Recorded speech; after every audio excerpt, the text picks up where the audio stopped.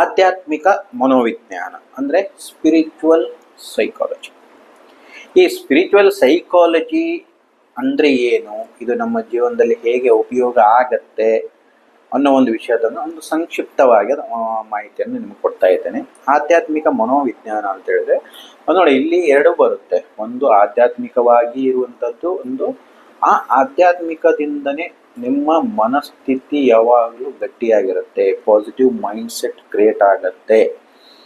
ಇವಾಗ ಸುಮಾರು ತಲೆಯಲ್ಲಿ ಪದೇ ಪದೇ ಏನಾದರೂ ನೆಗೆಟಿವ್ ಥಾಟ್ಸ್ ಬರ್ತಾ ಇದ್ರೆ, ಕಷ್ಟಗಳನ್ನ ನೀವು ನಿಮ್ಮ ಮೈಂಡಲ್ಲಿ ರೀಕಾಲ್ ಮಾಡ್ತಾ ಇದ್ರೆ, ಇಲ್ಲ ಏನೋ ಒಂದು ಸಮಸ್ಯೆಗಳ ಬಗ್ಗೆ ಪದಿಯಾಗಿ ಯೋಚನೆ ಮಾಡ್ತಾ ಇದ್ರೆ, ಅದರಿಂದ ನಿಮ್ಗೇನಾಗ್ತದೆ, ಜೀವನದಲ್ಲಿ ತುಂಬ ಒಂದು ನೆಗೆಟಿವ್ ಹರ್ಡಲ್ಸೇ ಬರ್ತಾ ಇರುತ್ತೆ.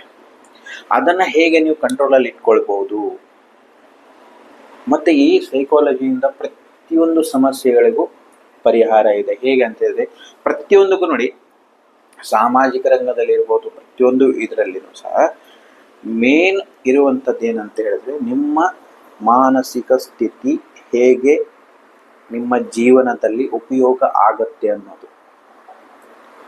ನೀವು ಮಾನಸಿಕವಾಗಿ ಬುದ್ಧಿಮಟ್ಟದಿಂದ ಗಟ್ಟಿಯಾಗಿದ್ದರೆ ಎಲ್ಲ ಸಮಸ್ಯೆಗಳನ್ನು ಎದುರಿಸ್ತೀರಿ. ಯಾವುದೇ ಸಮಸ್ಯೆಗಳಿಗೂ ನಿಮಗೆ ಸೋಲು ಅನ್ನೋದು ಇರೋದಿಲ್ಲ. ಆದರೆ ಅದನ್ನು ಹೇಗೆ ನಮ್ಮ ಜೀವನದಲ್ಲಿ ಅಳವಡಿಸ್ಕೊಳ್ಬೇಕು ಅನ್ನೋದು ಒಂದು ವಿಧಾನವನ್ನೇ ನಾವು ಆಧ್ಯಾತ್ಮಿಕದ ಮನೋವಿಜ್ಞಾನ ಅಂತ ಇಲ್ಲಿ ಒಂದು ಪರಿಚಯಿಸ್ತಾ ಇದ್ದೀವಿ.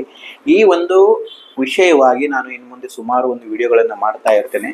ವೀಕ್ಷಕರೇ, ದಯವಿಟ್ಟು ನನ್ನ ಆಚಾರ್ಯ ಶಕ್ತಿ ಮತ್ತು ವೇದಿಕೆ ಅಸ್ಟ್ರೋ ಅಕಾಡೆಮಿ ಯೂಟ್ಯೂಬ್ ಚಾನಲ್ಸ್ನ ಸಬ್ಸ್ಕ್ರೈಬ್ ಮಾಡ್ಕೊಳ್ಳಿ. ಇನ್ನು ಮುಂದೆ ನಿಮಗೆ